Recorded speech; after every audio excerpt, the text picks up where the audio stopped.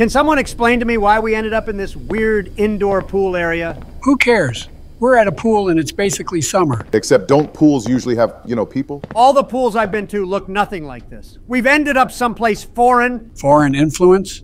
I already banned TikTok. What more could I possibly do? He means this is nothing like we've seen.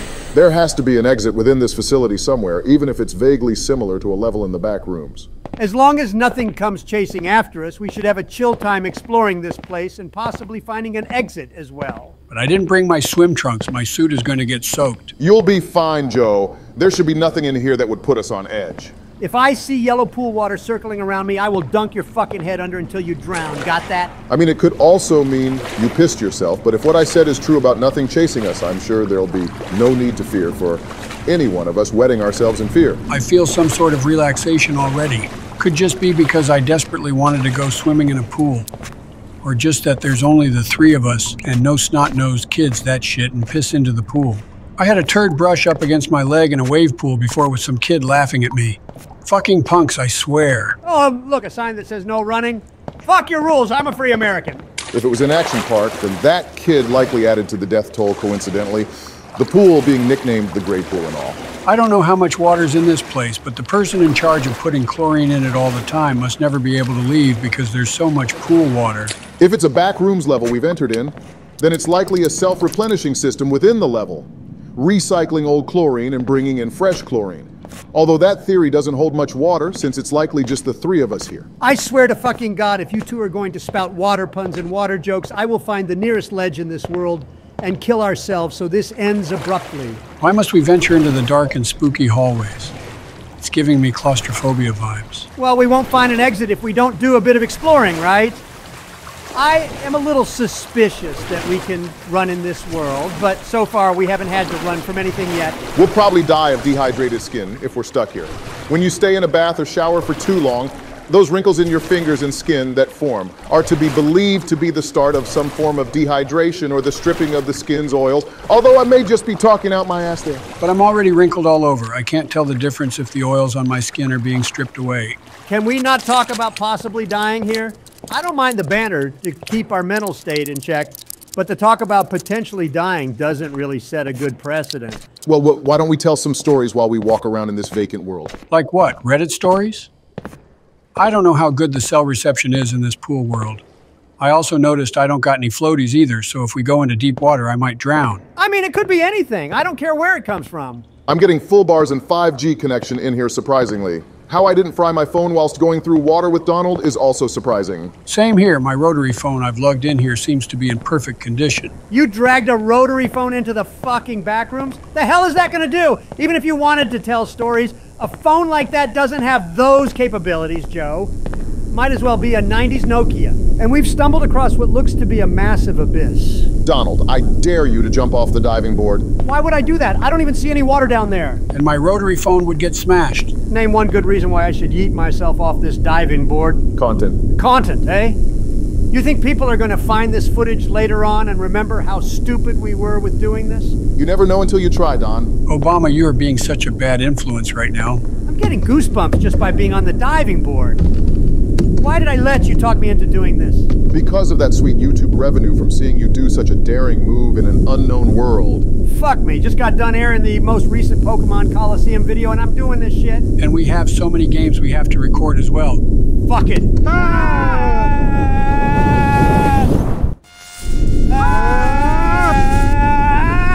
I'm alive. Obama, you fucking tricked me into thinking I was about to kill myself. Can't say I didn't have fun seeing you have a heart attack doing such a stupid stunt. I still broke my rotary phone in the process, you bastards. Should we tell some stories then? I read that someone wanted us to read more stories. Since the one we did during October was apparently pretty popular on our channel, so yeah, that might be a decent idea. Gives my brain something to listen to while we get lost in this pool maze world thing. Can we go on the slides, please? Oh God, please let us go down the slides. Joe, I doubt there'll be a time where we can do that.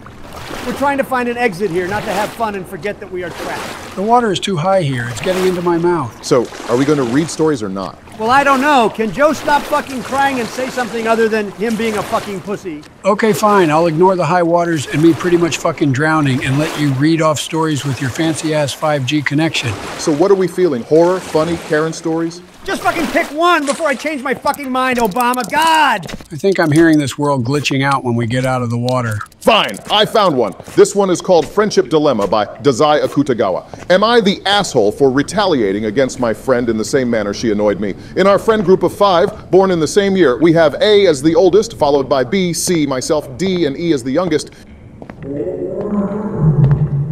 What the fuck was that? Obama, you said there were no monsters in this world. I don't know about this place any more than you do. Let's just ignore it and keep going, okay? Anyways, continue with the story you found. We've known each other since elementary school, attended the same high school, and 3 of us even went to the same university. E, being the youngest, has always been somewhat spoiled. But while we've had occasional conflicts due to our differing personalities, we remain close.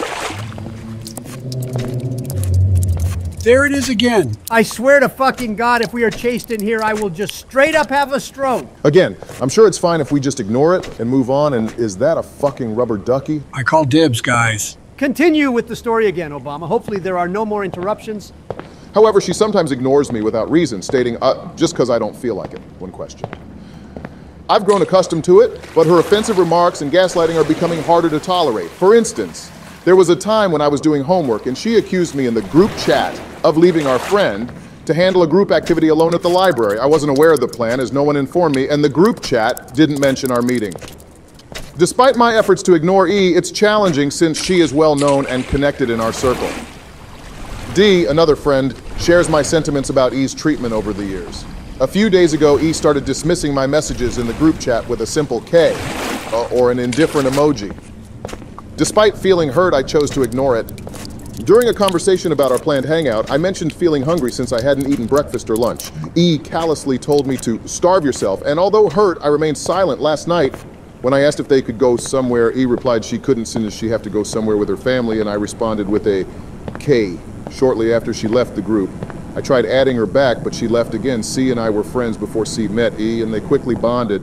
C is very supportive of E, which hurts since I've always been there for C, even during tough times like the loss of her mother. Despite having a night job, I spent the first few nights of her mother's vigil at her house and did grocery shopping for her to help lessen the financial burden. However, when E complains, especially about me, C doesn't bother to hear my side and supports E without question. I'm unsure if I should have just endured the situation, but I don't regret my actions towards E. Am I the asshole in this situation? I don't know, but I think that was our only escape route. Are you fucking kidding me? The one thing to give us hope and something just takes it away from us. God fucking damn it. No, the person who wrote the story is not an asshole, but the son of a bitch who stole that ladder is definitely an asshole. Here, Joe, find a story to read to the best of your abilities with my phone. You're good with reading teleprompters, right? Oh, this should be good. Hearing Joe stutter like that guy from Bachman Turner Overdrive. I found one. This one is called My Stepsister. Almost sat on my wee-wee yesterday. Joe, I don't think that's appropriate for Me, you. 15M, And he goes my off stepsister, anyway. Here comes the whose name I'll demonetization keep private, so symbol. we'll call her M. So a few years ago, my stepmom and dad got together when I was 12, and my stepsister was 15. But we've always had this crappy little car that didn't fit many people. But my stepmom decided we all should go on a road trip on the weekend. I definitely didn't want to go, but M and little brother 9M really wanted to, so I was outvoted. But anyways, my dad and stepmom were in the front seat, and my brother was in the left back seat, so M had to sit on my lap. Of course, she chose to wear a tank top and Nike Pro shorts, something that really make a 15-year-old boy go wild, and she sat on my lap. I hope she didn't notice my log down. There was a little bit too happy, and it was a 6-hour-long trip. At some point, I was chilling in the car as the rest of my family was in some dinner. But as I saw a person walk up to the door, I looked away from my phone, saw my stepsister with a devilish look on her eyes. I opened the door and she started to go crazy on me.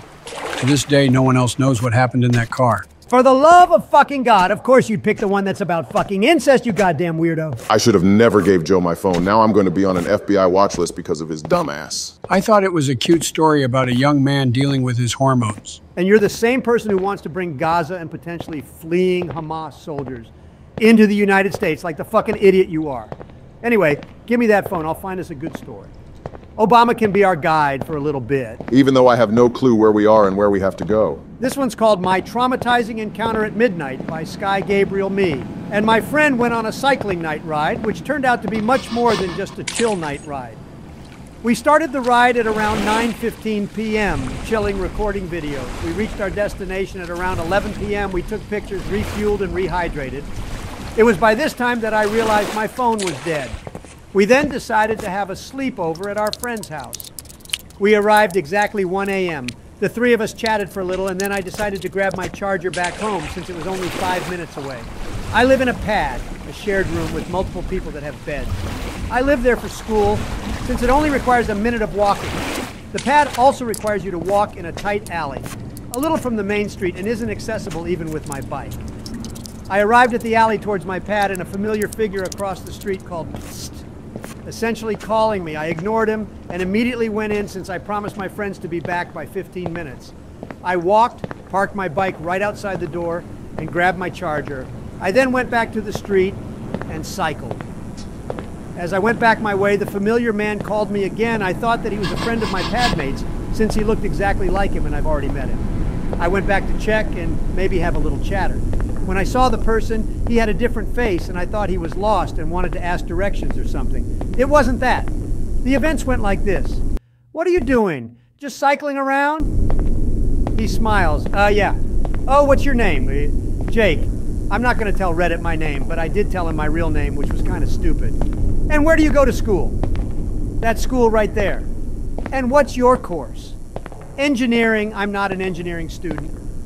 At this point, he starts walking towards me. "Oh, and where do you live?" "Just right there." He started to touch my hips and then went for my dick. By this point, I was almost sure that I was getting hit up by this drunk gay man. I looked around to see if there are people seeing me. "And where do you really live?" he asked again, still stroking my dick. I mentioned my dad's hometown. "Can we fuck?" he asked. I was dumbfounded. Is this person for real? I'm already visually uncomfortable, and he asked me that. "Can we do a quickie just right there? Come on." No, I can't." "Can we? Fuck, you're so hot." I actually have friends waiting around the corner. I bluffed, but it didn't work. "It will be quick. Let's go." No, please, no. I told him in a calm voice. "I can give you my number if you want." I tried to de-escalate. Maybe he just wants me romantically. "No, I want to have a quickie right there." He still insisted. I then saw a yellow light behind me. It was faint, but it made me feel calm. I instinctively went up and went back to my friend's house. As I looked back, he opened his phone and called someone. Now that I think of it, his phone screen was white when he put it up to his ear. Maybe it was a fake phone call because calling someone wouldn't result in a white-colored screen.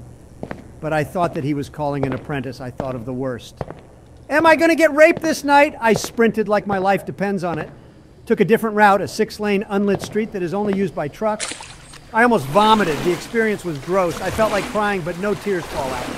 I constantly checked my back if someone was there, maybe his accomplice, or maybe a police car just randomly patrolling. I then took on the most well-lit street, even though it was the longer route. It was a street that had banks and grocery stores that were open 24/7. I'm glad that I survived that encounter, but I would rather not have to go through it. It was a real-life lesson. If some person calls you, even if they look familiar, don't go near them. We can already communicate wirelessly, text them, and ask them why they were calling you just to verify if it really was them. I hope Gabriel is doing well after that encounter. Having some drunk guy touch you without consent to try and get laid in an alleyway is not something I would find remotely invigorating. It's the slide again.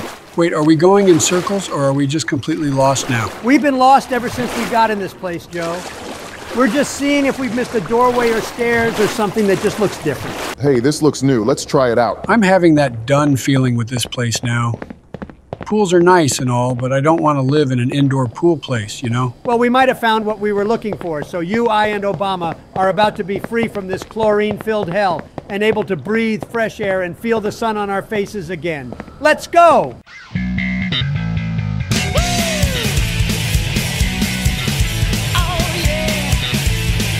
Is this freedom? Finally? Yes, Wait, this is just the beginning. Oh my God, did we just go back to the start of this fucking place? Fuck's sakes! Seems like we're indeed trapped in here. Anybody got a revolver in their pocket so we can go out like the ending for The Mist? Nope, nothing in my pockets other than my phone, which just had its battery die. Fuck!